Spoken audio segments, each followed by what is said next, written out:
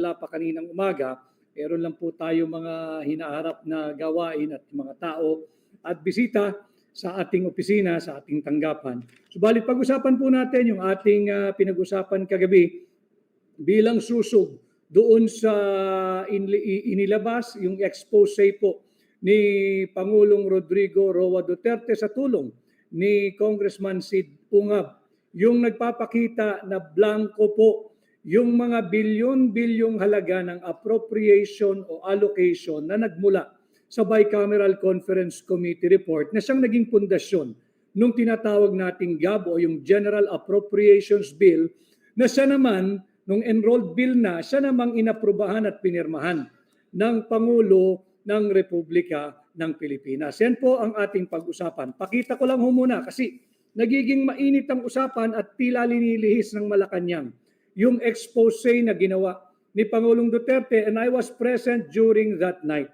Ang pinag-usapan ho namin doon, ang nadiskubre po, Chowking Mix and Match.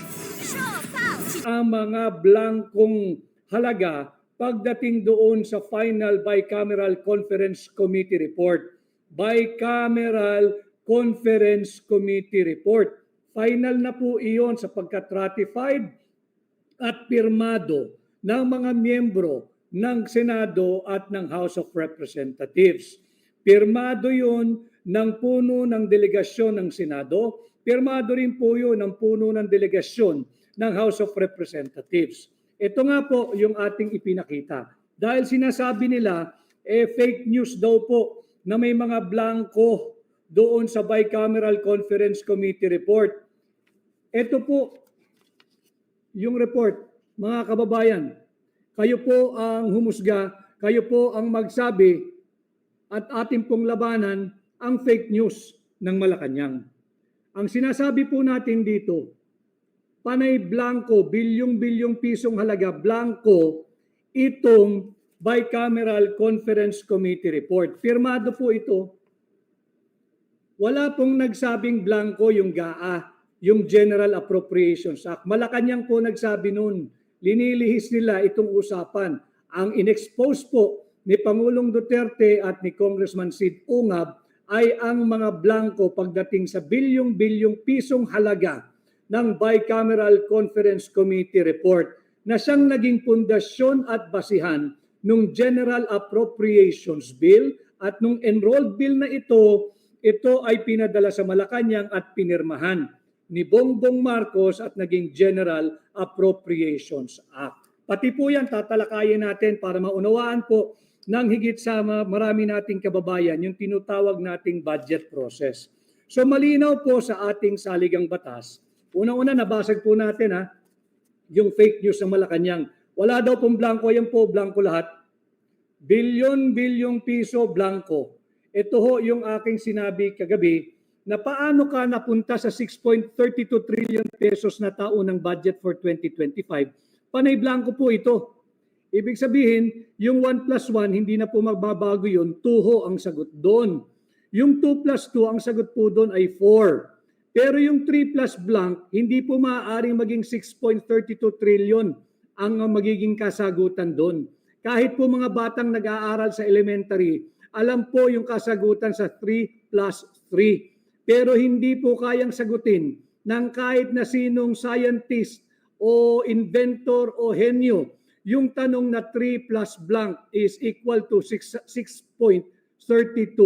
trillion pesos. Yan yung malaki nating pinag-uusapan at nadiskubre at inilahad ni Pangulong Duterte at ni Congressman Sid Ungab. Nandun po ako nung gabing yun, nung amin pong pinakita ito, na hindi po ito peke. Ayan po, ang Malacanang po ang nagpapalaganap ng fake news.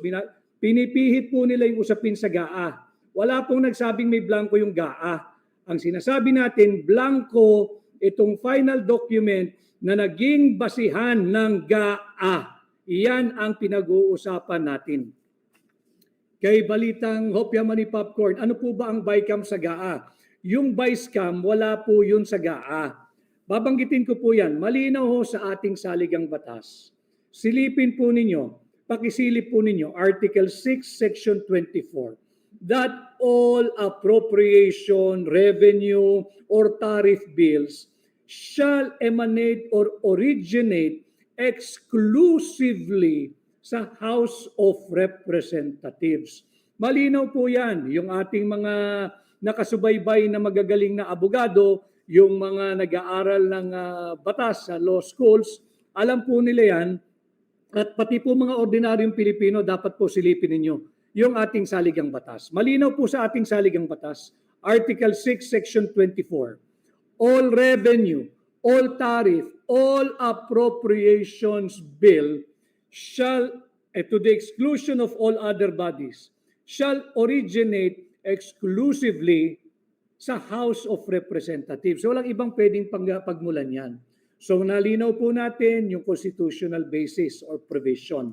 Ngayon, yung annual budget magmumula lamang sa House of Representatives, originally appropriation. Pero yan po ay isusumiti ng Executive Department nung tanggapan ng Pangulo. Meron pong tinatawag na President's Message o yung budget message ng Pangulo at nandyan din po yung National Expenditure Program. Nandyan po nakadetalye kung ano-ano yung mga inihinging funding o pera ng Executive Department para sa parating na taon at ito yung mga kinakailangang priority na pondohan ng ating Kongreso. At bukod po dyan, meron pang isang document na kasama. So meron na po tayong mensahe ng Pangulo, meron na po tayong yung NEP, yung National Expenditure Program, may kasama din po yan yung BESF, yung Budget Expenditures and Sources of Funding. Kinakailangan po yun kasi kinakailangan nagbabangga yung mga dokumentong yan para hindi naman po pwedeng blanco. Kagaya po nito blanco. Kaya po merong budget expenditures and sources of funding para po maiwasan yung blanco. Hindi ka pwedeng humingi o mag-request ng appropriation kung wala kang magiging source of funding o pagkukunan ng pera. So andito na po tayo, sinumite yung annual budget, yung panukala ng Executive Department. Nagbalangkas po ang mababang kapulungan. Yung Kongreso, makikita nyo naman yan, nakatelevise pa nga yan, hindi ba? Yung sinasabi nilang, you have to defend your budget. Sa mga secretaries natin ng iba't ibang department, tumutungot po sila roon, iba't ibang bureau, iba't ibang ahensya, pati ang constitutional bodies po na tinatag ng ating saligang batas, nandiyan po yan, nagpupunta po sa Kongreso, nagpupunta po sa Senado, they are defending their budget. Talaga pong magagaling naman yung mga technocrat natin, magagaling po yan. Subalit, kahit po na-defend na nila yung kanilang budget, meron pong unconstitutional body or committee na hilig makialam. Dito po nagkaproblema.